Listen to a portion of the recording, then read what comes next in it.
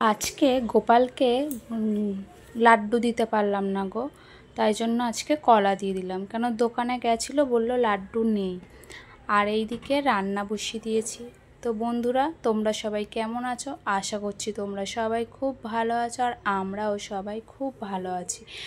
আজ হচ্ছে বুধবার এখন বাজে হচ্ছে 11:30 মতন বেজে গেছে। তো চলো আজকের ব্লগটা শুরু করে দিয়েছি, দেখতে থাকো, আশা করছি তোমাদের ভালো লাগবে। একদিকে মাছ ভাজা বসিয়েছি, একদিকে তরকারি কষাচ্ছি।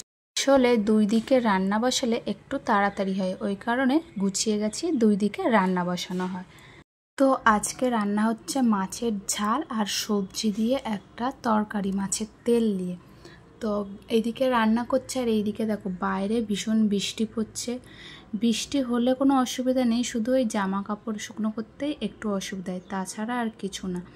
তো এইদিকে আমার মাছের ঝালের জন্য মশলা কষাচ্ছি। মাছের ঝাল হবে, ওই যে বাছা মাছটা সেদিনকে বেশি করে নিয়ে এসেছিলো, যেটা ছিল ফ্রিজে, সেটাই রান্না করছি। আর সব রকম সবজি দিয়ে মাছের তেল দিয়ে অল্প একটু চচ্চড়ি করলাম। তো এদিকে রান্নাবান্না কমপ্লিট করে বাসন মেজে জলের বোতল ভরে দিয়েছি, এখান থেকে 2টো জলের বোতল ফ্রিজে রাখবো। আর এইদিকে রান্নাগুলো তোমাদেরকে দেখিয়ে দিই, ফাইনাল লুকটা এই হচ্ছে। একটু মাছের তেল দিয়ে সব রকম সবজি দিয়ে একটু চচ্চড়ি, আর এইদিকে আছে বাছা মাছের ঝাল ধনেপাতা দিয়ে ওপরে ছড়িয়ে নামিয়েছি। দেখো কেমন হয়েছে, সেই হয়েছে না একদম কালারটা। তো চলো এরপরে খাওয়া দাওয়া করে পরে আবার তোমাদের সামনে আসবো। তো দেখো এদিকে ভাত খাওয়ার জন্য ভাত বাড়া হয়ে গেছে, আর এইদিকে কেটে রেখেছি আমড়া, বিলাতি আমড়া। বরমশাই আজকে আমড়া নিয়ে এসছে। একটা জিনিস ভালো লাগলো কি, এই আমড়ার ভিতরে ছিবড়া থাকে অনেক। এই আমড়াটা কেটেছি, দেখছি ছিবড়া নেই, সেই কারণে একটু ভালো লাগলো, নাহলে ওই ছিবড়াগুলো আঁটি খাওয়া যায় না।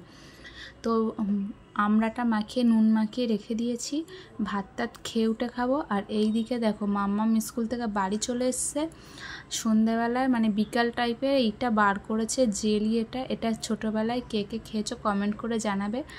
আমরাও খেয়েছি, এটা একটা জেলি, লম্বা একটা প্যাকেটের মধ্যে জেলি আছে। তা ওরা ওটা ওইদিকে খাচ্ছে, আর এইদিকে আমি আমার চা করে নিয়েছি। আর বাবা নিয়ে এসছে পেঁয়াজি, তো চায়ের সাথে পেঁয়াজি তো জমে যাবে।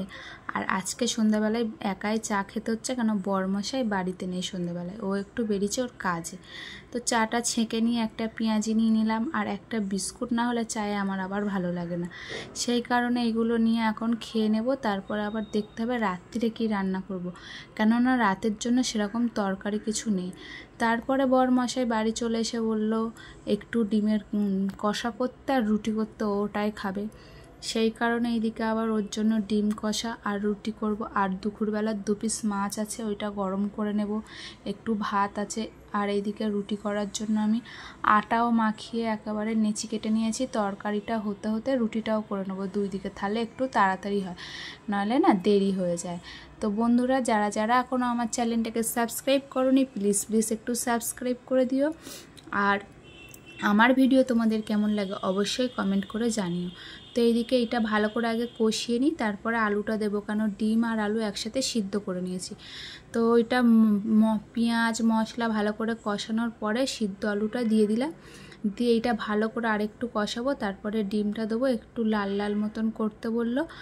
আর ভাত রুটি তো আজকে রাত্রে দুটোই আছে, সবাই এটা ওটা নিয়ে, মানে কেউ ভাত খেলে খাবে, কেউ রুটি খেলে খাবে, এই জন্য 3টে মতন ডিম রান্না করছি। বললামই 2টো মাছ আছে, মাম্মা আবার যদি মাছ খায়। আমার মাম্মা মাছ খেতেও ভালোবাসে, ডিম খেতেও ভালোবাসে। আসলে আজকে সকাল থেকে ওর 2-3টে ডিম খাওয়া হয়ে গেছে, তাই ভাবছি রাত্রে ওকে ডিম দেবো না, মাছ দেবো।